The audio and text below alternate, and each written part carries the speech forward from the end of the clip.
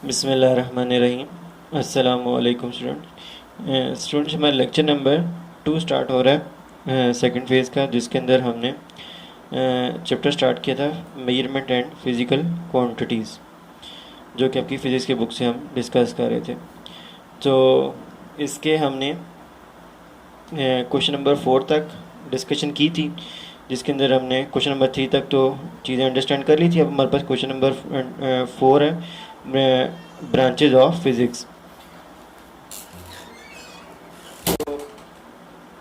Branches of physics के अंदर हमारे पास डिफरेंट 9 ब्रांचेज हैं। तो थोड़ा सा मैं आपको रिव्यू दे देता हूँ कि जो हमने प्रीवियस लेक्चर में बात की थी कि साइंस जो है वो मैटर के बारे में जो हम स्टडी करते हैं उसको साइंस कहते हैं।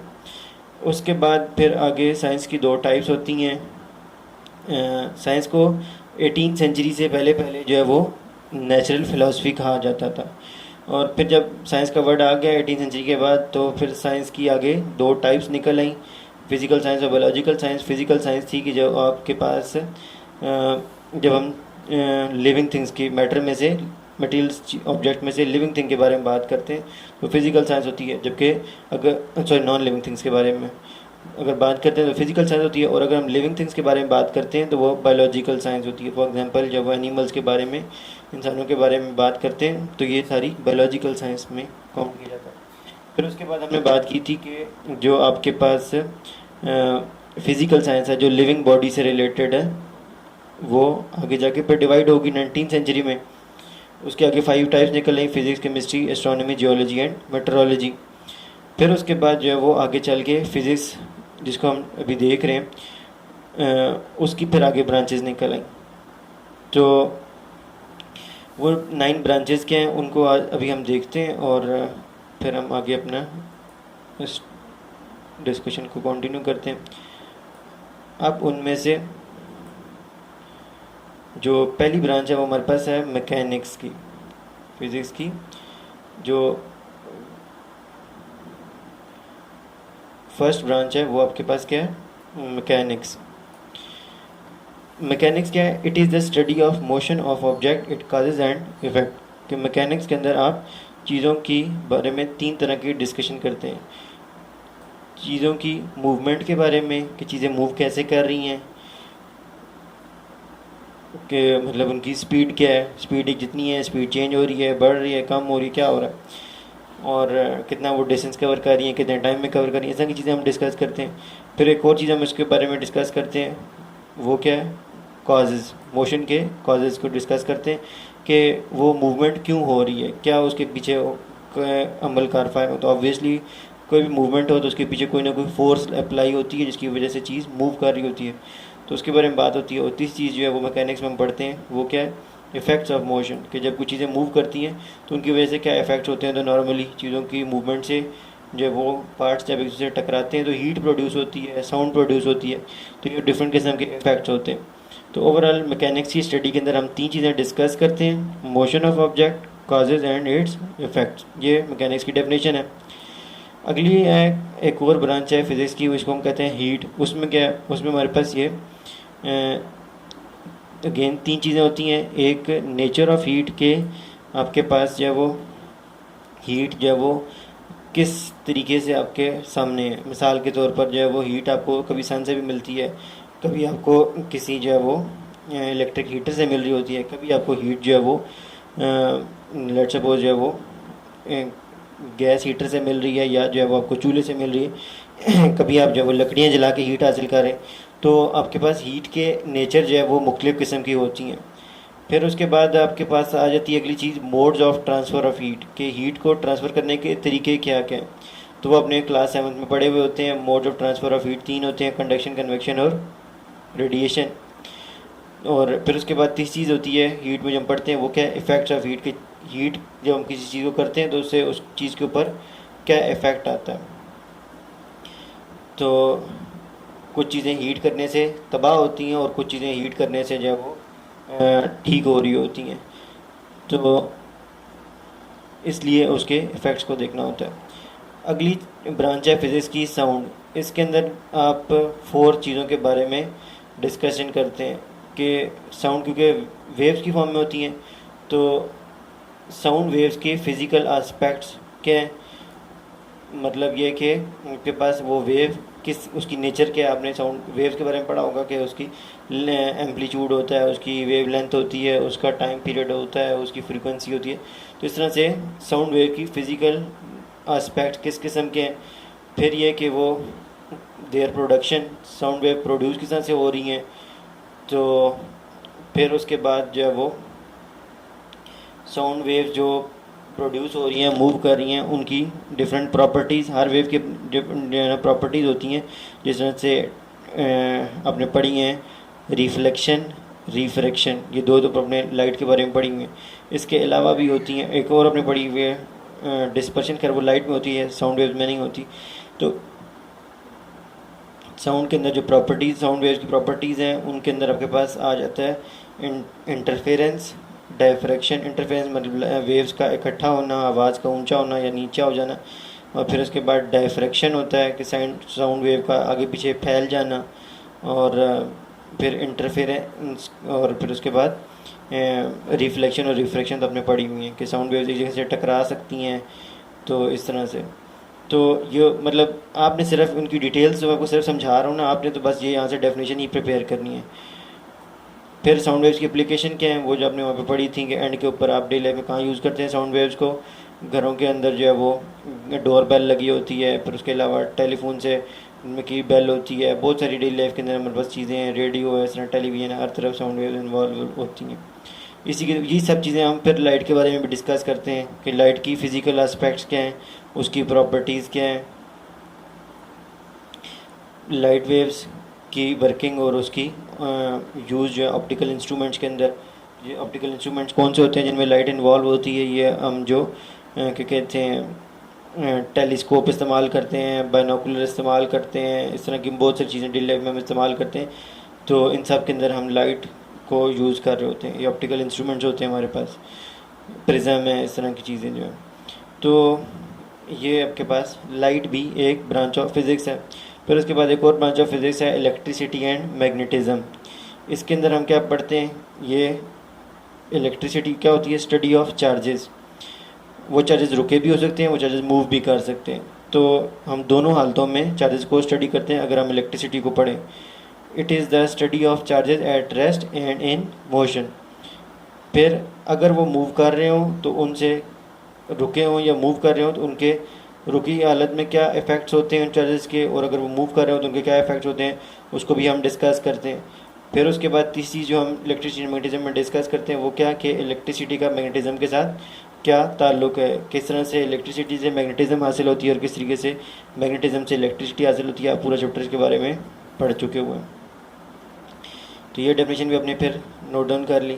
फिर उसके बाद अगली चीज़ है, अगली ब्रांच है एटॉमिक फ़िज़िक्स। तो ये तो सिंपल सी है कि अगर हम फ़िज़िक्स के अंदर it is a study of structure and properties of atom, कि अगर आप जो है वो एटम के स्ट्रक्चर को या उसकी प्रॉपर्टीज़ को देखने लग जाएं तो वो आपके पास एटॉमिक फ़िज़िक्स जो है वो बन जाती है।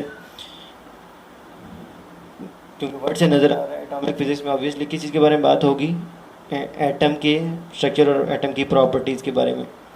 फिर फिज़िक्स की एक और ब्रांच होती है जिसको कहते हैं न्यूक्लियर फिज़िक्स। तो ऑब्वियसली इसका ताल्लुक किससे होगा, एटम के अंदर मिडल में एक चीज़ होती है जिसको कहते हैं न्यूक्लियस, हमने पढ़ा हुआ है सेवंथ में भी। तो it deal with the properties and behaviour of nuclei. Nuclei क्या होता है, न्यूक्लियस की जमा, वाहिद जमा होते हैं ना, एक न्यूक्लियस हो तो उसको न्यूक्लियस कहते हैं, अगर ज़्यादा न्यूक्लियस हो तो उसको न्यूक्लियाई कहते हैं। It deal with the properties and behaviour of nuclei, कि अगर आप न्यूक्लियस की या न्यूक्लियाई की प्रॉपर्टीज़ और बिहेवियर को देख रहे हैं, तो या उन पार्टिकल्स को देख रहे हैं जो न्यूक्लियस के अंदर प्रेजेंट होते हैं, तो फिर आप फिज़िक्स की कौन सी ब्रांच को डिस्कस कर रहे होते हैं, न्यूक्लियर फिज़िक्स को।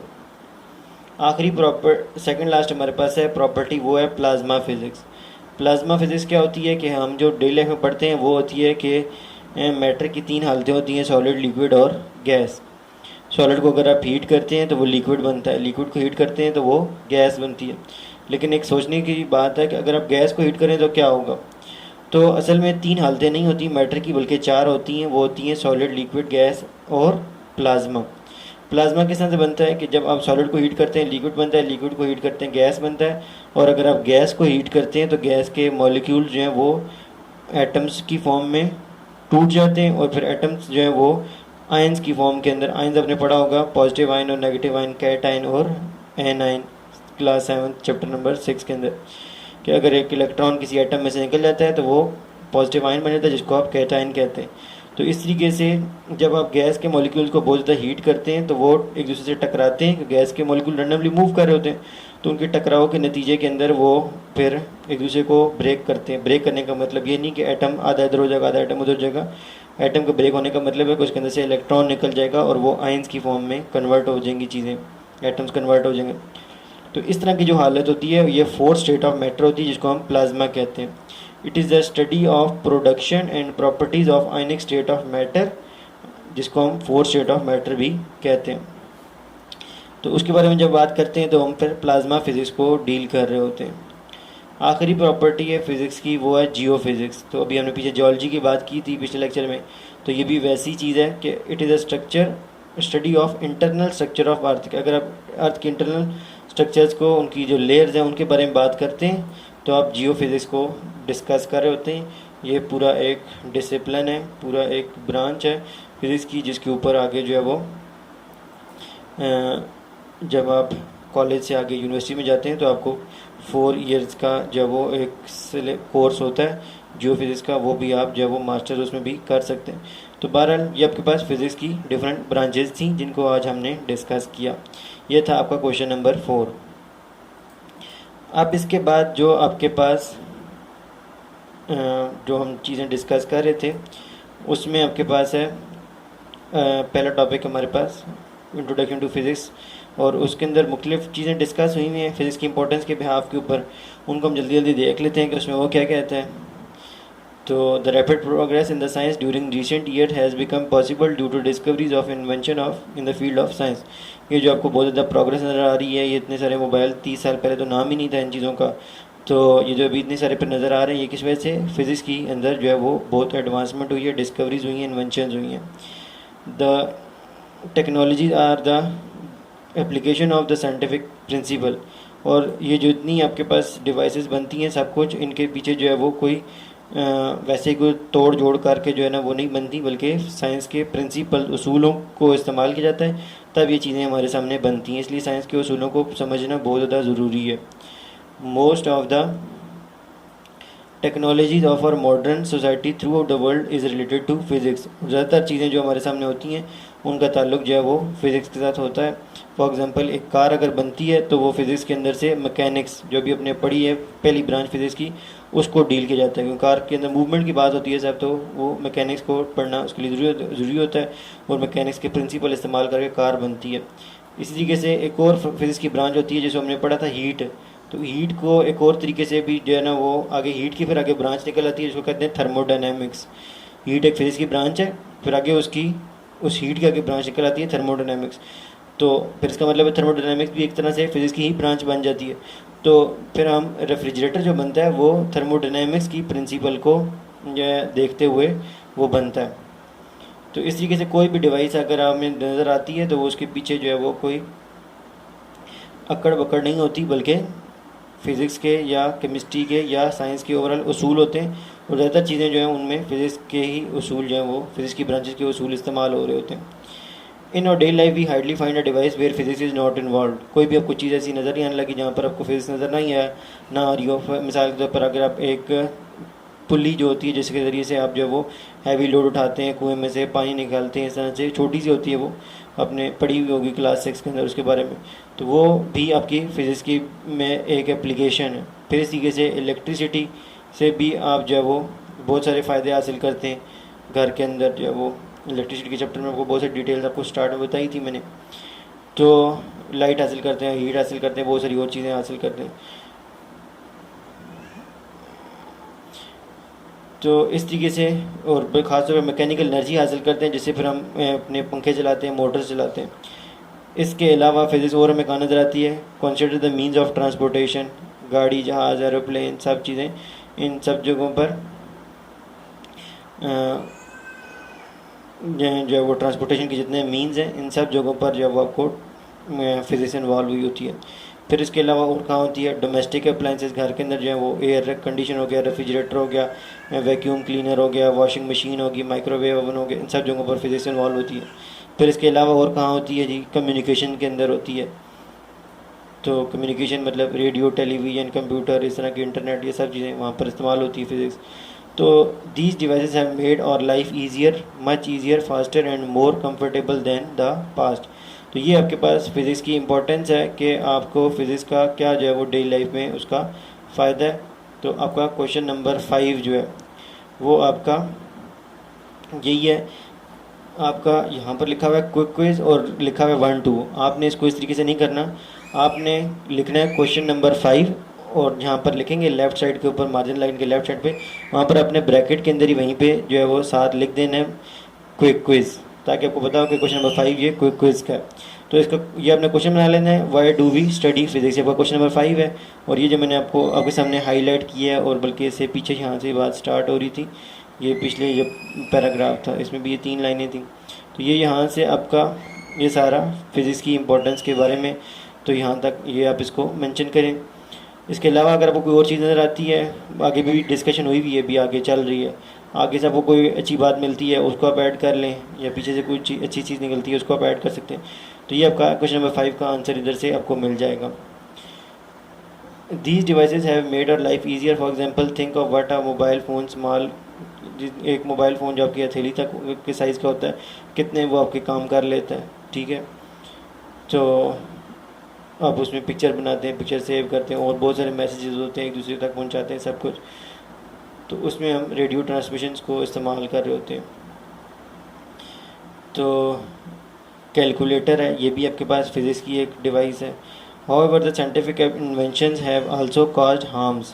बहरहाल इन सब चीज़ों के बाद जो है वो हार्मफुल इफ़ेक्ट्स भी हमें इन सारी इन्वेंशंस के बाद नज़र भी आते हैं फिज़िक्स की तरफ से, या ओवरऑल साइंस की ना डिस्कवरीज़ को देखते हुए। वो उनमें क्या है, उनमें आपके पास ये डेडली वेपन्स हैं, ठीक है, ये रॉकेट हो गया, ये सब चीज़ें होंगी। तो लेकिन असली बात क्या है कि आपके पास क्या इन चीज़ों को बनाना गलत है, डेडली वेपन्स वगैरह ये सब चीज़ें? नहीं, इनको बनाना गलत नहीं है, सिर्फ ये कि इनका इस्तेमाल देखा जाएगा कहाँ पर इस्तेमाल किया जाना है इनको हमने।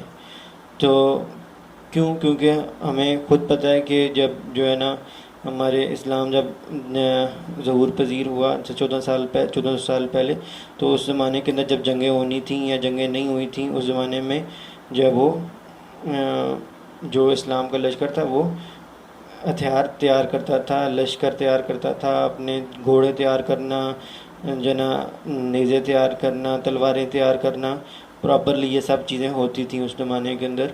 तो अगर गलत होती तो ये क्यों की जाती थी? तो उसकी वजह यही है कि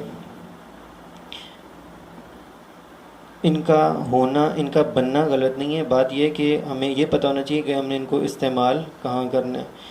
कि फॉर एग्ज़ाम्पल एक बंदा जो है वो पिस्टल बनाता है, तो पिस्टल बनाना गलत नहीं है, अब उसको ये पता होना चाहिए कि मैंने इसको इस्तेमाल कहाँ करना है। कि फॉर एग्ज़ाम्पल जो है वो जो है ना किसी जगह पर जा रहा है, और जो है उसके साथ उसको नज़र आता है कि कोई मासूम बच्चा है और उसके ऊपर जो है वो कोई शेर हमला करने लगा है, तो अब उसको पता होना चाहिए कि अब मेरे पास जो है ना, जो मैंने पिस्टल बनाया है, इसका मुझे अब यहाँ पर इस्तेमाल करना है और मैंने इस बच्चे को बचाना है। तो इस तरीके से आपको, अगर हमें साइंस के साथ जो है वो दीन की जो है वो नोआ हो, तो ये चीज़ें फिर बुरी नहीं रहती। मतलब अगर हम अपनी ये चीज़ें सब चीज़ें तैयार करते हैं, बनाते हैं, किस लिए? ताकि जो है वो अपने मुल्क के, अपने जो मुल्क के अलावा भी पूरी दुनिया के अंदर किसी भी जगह पर मज़लूम लोग हैं, तो उनको उनके पास दिफा के लिए कोई नहीं है अपना, और उनके ऊपर जो वो जो उमरा तबका है जिनके पास ये सब चीज़ें हैं, वो उनके ऊपर धौंस जमाते हैं, उनको प्रेशराइज़ करते हैं, उनसे जो है वो उनकी एफ़र्ट्स का जो है वो नाजायज़ फ़ायदा उठाते हैं, उनसे काम लेते हैं, उनको फिर जो है वो पे नहीं करते, या उनसे जो है वो इस तरह के मुख्तलिफ़ किस्म की जो है वो उनके साथ ज़्यादती करते हैं, उनके साथ जो है ना उनके जो उम, काम उन्होंने नहीं करने होते वो उनसे ज़बरदस्ती करवाते हैं, या उनके इलाके के अंदर कोई जो है वो अच्छी चीज़ है तो वो उनसे जो है वो ज़ोर ज़बरदस्ती से उनसे उठा के ले जाते हैं। फॉर एग्ज़ाम्पल किसी के पास ऑयल निकल आता है, किसी के पास और कोई जो है वो नेचुरल रिसोर्सेज अच्छे निकल आते हैं, तो उनके ऊपर वो जो है वो, क्योंकि उनके पास ये सब चीज़ें अपने दिफा के लिए नहीं होती, तो वो जो है वो फिर ये उनके ऊपर वो उनको प्रेशराइज़ करते हैं, उनसे चीज़ें, ये माल वगैरह उनसे हड़प लेते हैं। तो अब उनके लिए ना सिर्फ ये कि इनको जो है ना बनाना उनके लिए अच्छी बात नहीं है, बल्कि उनके लिए ये फिर वाजिब हो जाएगा, उनके लिए ज़रूरी हो जाएगा कि अपने दिफा के लिए वो ये काम करें, इन चीज़ों को इस्तेमाल करें, उनकी इन चीज़ों को उठाएं। मतलब दुनिया के अंदर जहाँ पर भी जुल्म हो रहा है, तो फिर उन चीज़ों को, उस जुल्म से जो है लोगों को, इंसानों को निजात देने के लिए जो है वो इन चीज़ों को बनाना ये कोई बुरी चीज़ नहीं, बल्कि ये एक ज़रूरी चीज़ बनती है। तो और इसी को ना, इसका नाम फिर दहशतगर्दी नहीं कहलाता, इसका नाम फिर जिहाद बनता है। दहशतगर्दी उस सूरत में होती है कि अगर आप ये बनाते हैं और आपको इसका इस्तेमाल गलत करना तो दूर की बात, अगर आपको इसके इस्तेमाल का पता ही नहीं है और आप बना रहे हैं, तो इसका मतलब आप दहशतगर्दी कर रहे हैं। तो मतलब आप एक ऐसी चीज़ बना रहे हैं जिसका नुकसान भी कोई बंदा, जिसको इस्तेमाल करके कोई नुकसान भी आगे कर सकता है, तो आप जो है वो, या बना के आप उसके मैं दूसरे बंदे को प्रोवाइड कर रहे हैं, तो आप उसको इन्फॉर्म नहीं कर रहे कि इसको आप तुमने कहाँ इस्तेमाल करना है, तो फिर वो चीज़ आपका बनाना ही जो है वो दहशतगर्दी के ज़ुमरे में आ जाएगा। अगर आपके पहले माइंडसेट आपका क्लियर है कि आप इसको क्यों बना रहे हैं, कि आपने इसका क्या फ़ायदा हासिल करना है, और किस नुकसान से अपने आप को भी और दूसरों को, इसके किस नुकसान से अपने आप को भी और दूसरों को बचाना है, तो फिर यह आपका काम जो है वो जिहाद की सिमत में निकल जाता है। तो क्योंकि आपके दीन के अंदर एक रुकन है जैसे नमाज, रोज़ा, हज, ज़कात, फिर उसके बाद जिहाद आता है। तो ये चीज़ें जो है वो हमारे लिए इन चीज़ों के बारे में नो होनी चाहिए। बहरहाल आपका क्वेश्चन नंबर फिर अगला आ जाता है, वो name any 5 branches of physics. तो आपके पास फिज़िक्स की जो ब्रांचेज पढ़ी हैं उनमें से आप 5 के नाम जो है वो मेंशन कर दीजिएगा। तो ये आपका क्वेश्चन नंबर 6 हो जाएगा। फिर इसके बाद आपके पास क्वेश्चन नंबर 7 आपका फ़िज़िकल क्वांटिटी से आ जाता है आगे रिलेटेड। तो वो भी हम आगे नेक्स्ट लेक्चर में पढ़ेंगे कि फ़िज़िकल क्वांटिटीज़ क्या होती हैं। फिर आगे मतलब अब ये ऑनवर्ड का चैप्टर आपका वैसा ही है जैसा आपका क्लास 8 के अंदर चैप्टर आगे चलना था। कुछ जो चीज़ें एक्स्ट्रा थी वो आपकी फ़र्स्ट 2 लेक्चर्स के अंदर हो चुकी हुई हैं, तो वो कोई ऐसा चीज़ नहीं, कोई डिफ़िकल्ट भी नहीं थी कि आप उनके बारे में परेशान हो कि भी हमने तो बहुत कोई एक्स्ट्रा बड़ी मुश्किल चीज़ है ना वो पढ़ ली है, तो अब पता नहीं शायद कुछ काम ख़राब हो जाएगा। तो कुछ भी नहीं लगा, टेंशन लेने की ज़रूरत नहीं है। आपने जस्ट जो वो 2 लेक्चर्स को जो आपको क्वेश्चन लिखवाए गए हैं ना, क्वेश्चन नंबर 6 तक आपने उनको बस प्रिपेयर कर लेना। तो अभी के लिए अल्लाह हाफिज़, वस्सलाम।